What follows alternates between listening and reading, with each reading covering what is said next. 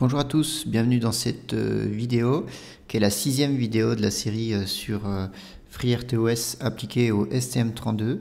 Et dans cette vidéo, nous allons voir les queues. Donc les queues, c'est un système de passage c'est un système qui permet de passer des données d'une tâche à l'autre. Comme d'habitude, pour cette vidéo, je vais m'appuyer sur le MOOC de ST Microelectronics ainsi que QBDE pour vous faire et vous présenter quelques exemples. Donc on y va. Alors les queues dans FreeRTOS. Donc les queues, ce sont l'équivalent de tuyaux en fait dans lequel nous allons transférer des données. Donc une tâche va aller placer des données dans la queue et une autre tâche va aller les lire, donc les récupérer. C'est un petit peu le principe. Donc en fait, une queue, c'est l'équivalent d'une FIFO, hein, donc first in, first out. Donc la première donnée que vous allez placer dans la queue, c'est la première qui va être récupérée. Et il y a également un mode de fonctionnement où vous pouvez travailler en LIFO, c'est-à-dire last in, first out. Attention néanmoins, ici sur le STM32, nous utilisons l'API CMSIS. L'API CMSIS, si vous l'utilisez, vous ne pouvez pas faire du LIFO. De toute façon, nous en SM57, je vais vous présenter uniquement le fonctionnement du FIFO, parce que c'est celui celui qui répond parfaitement à nos attentes. Alors, toutes les données que vous mettez dans la queue doivent être du même type. Ça, c'est très important. C'est la plus grosse contrainte. Elles doivent être du même type. Et donc, ce type-là, vous pouvez le choisir. Hein. Vous pouvez mettre des uint8, des modes 16 bits, 32 bits. Vous pouvez même mettre des structures. Hein.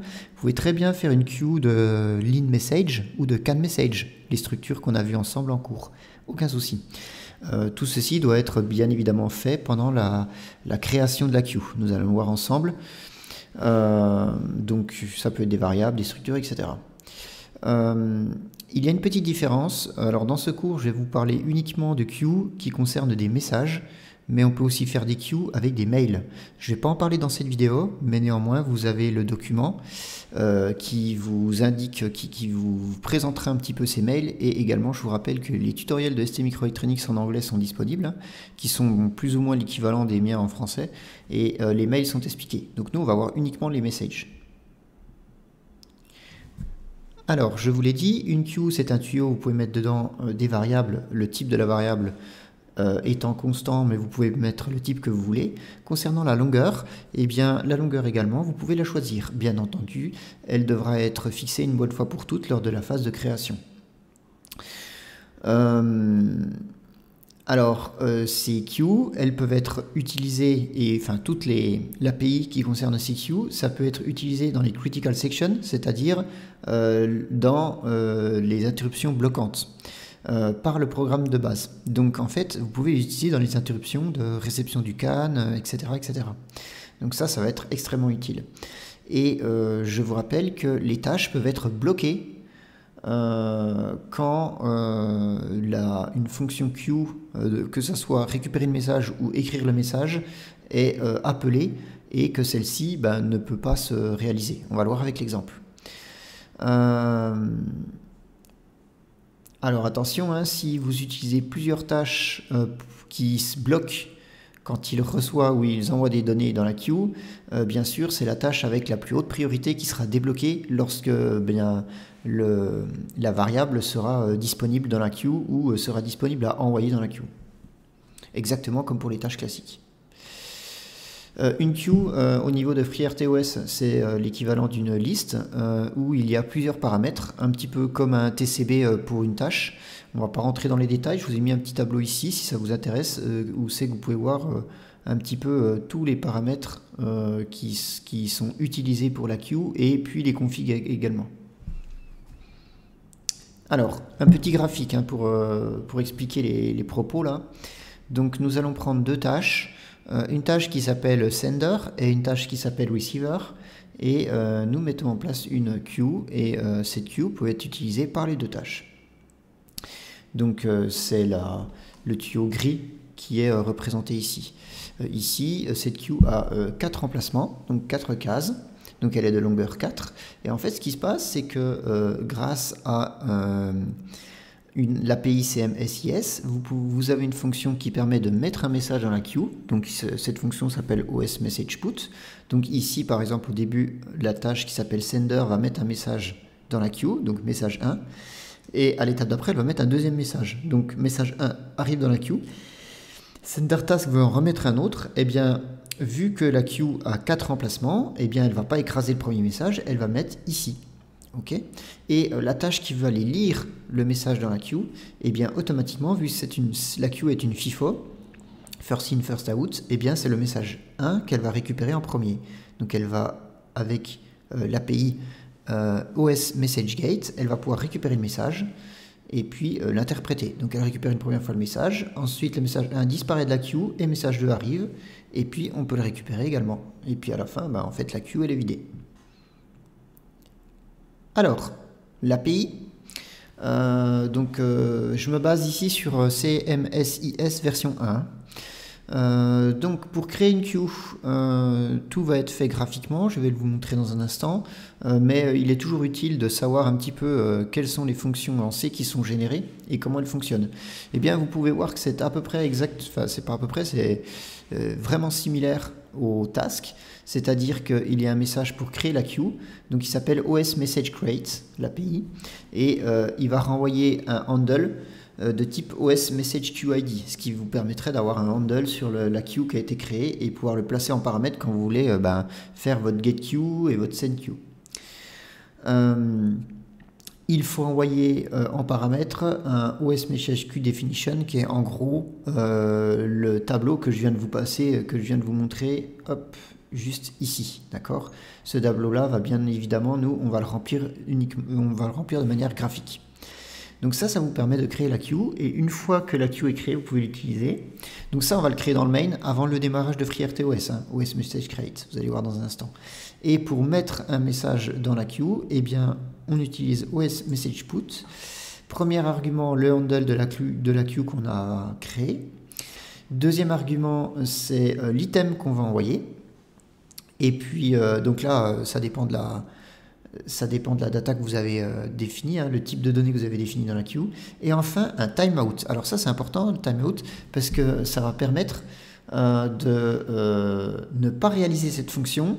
Si par exemple la queue est pleine, et que vous mettez par exemple un timeout de 100, donc vous le mettez en millisecondes, ça fait 100 millisecondes, mais ça va essayer d'aller envoyer quelque chose pendant 100 millisecondes, et si pendant ces 100 millisecondes la queue est toujours pleine, et bien en fait, ça va ne pas bloquer la fonction, ça va aller à la ligne du dessous.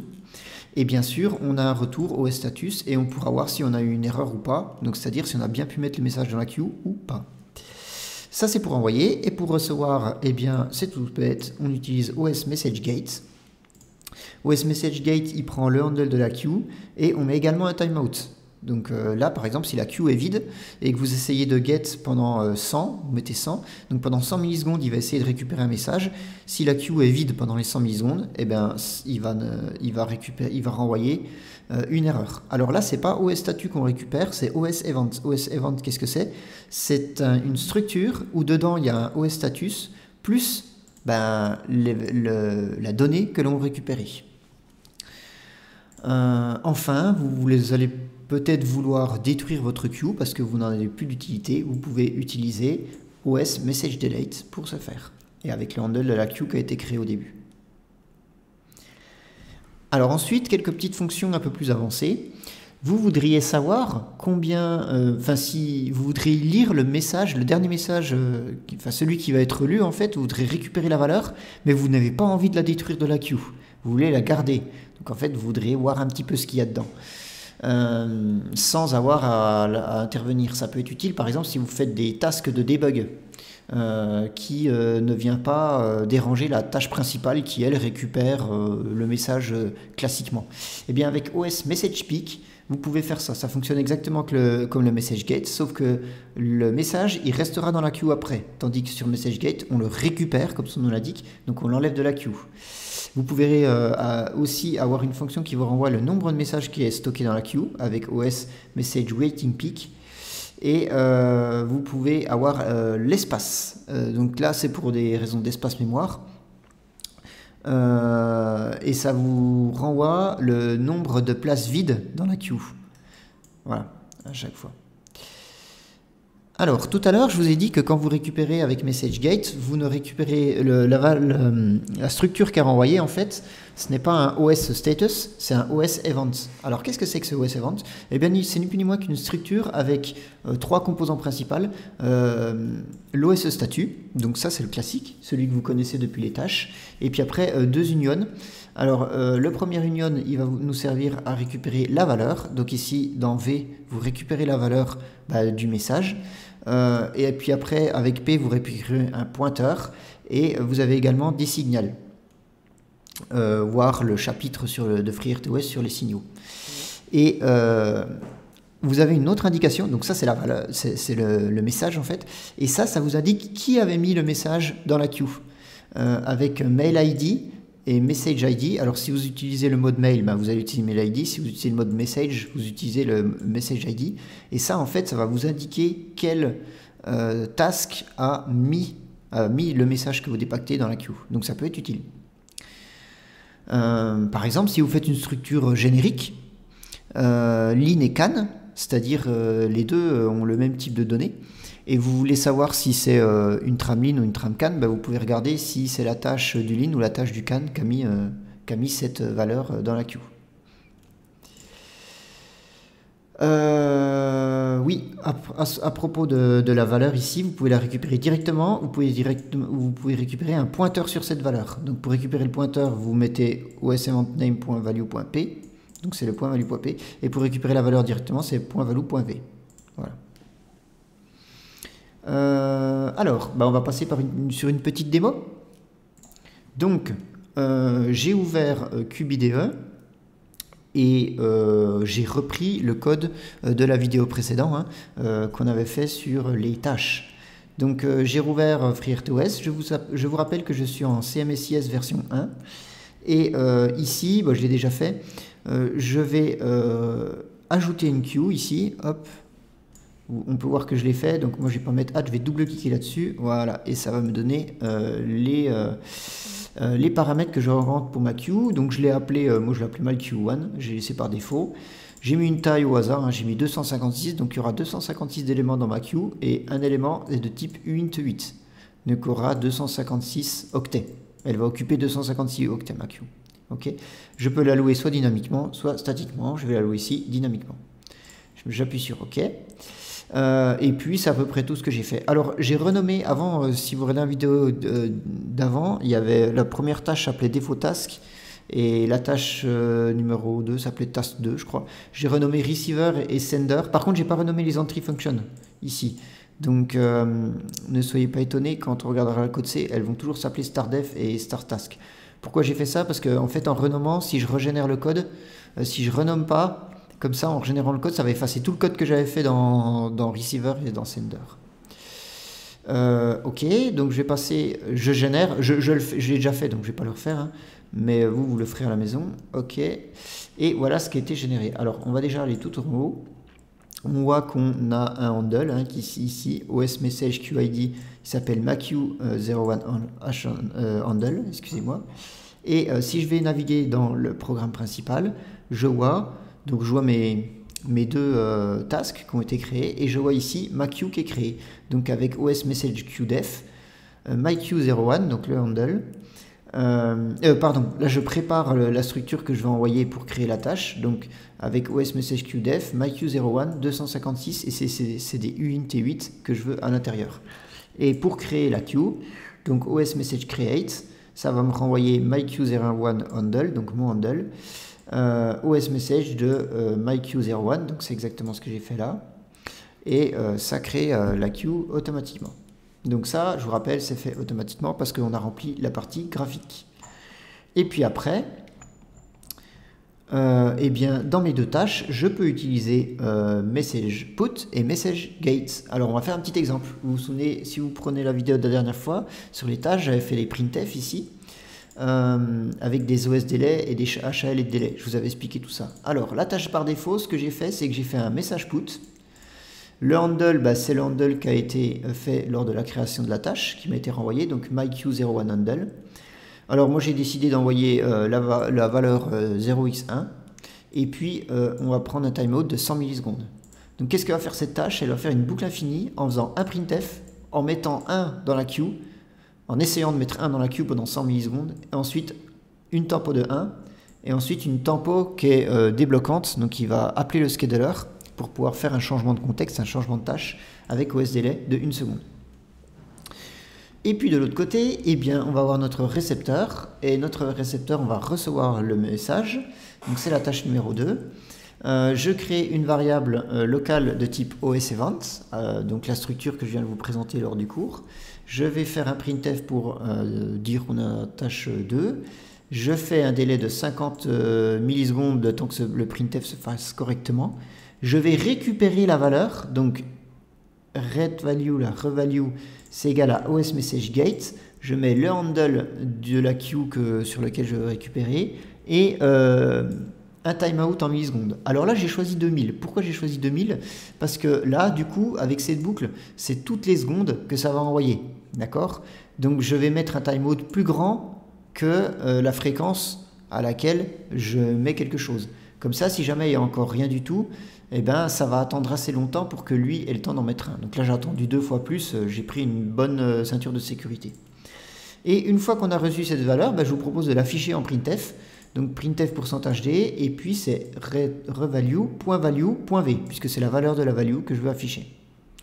Et puis un petit OSDelay de 1 seconde pour pouvoir repasser la main via le scheduler à l'autre tâche.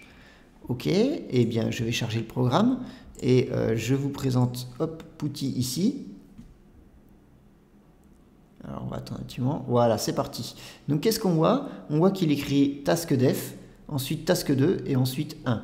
Alors, il y a quelque chose que j'avais oublié de vous montrer, excusez-moi. Lors de la création des tâches, la tâche par défaut, elle a une priorité above normale et la tâche numéro 2, une priorité normale. Donc la tâche par défaut a une priorité supérieure à la tâche 2. Donc lorsque les deux tâches sont ready, c'est la défaut qui va partir en premier. Et c'est normal, pourquoi? Parce que, enfin c'est normal, c'est voulu, parce que c'est dans la défaut que je vais mettre le message, que je fais le put, et c'est dans la 2 que je fais le get. Donc on remarque bien sur Putty que je fais le def, task2, et ensuite j'affiche 1, donc ce que j'ai reçu. Donc j'ai bien envoyé un 1 avec cette tâche-là à cette tâche-là par le système de queue.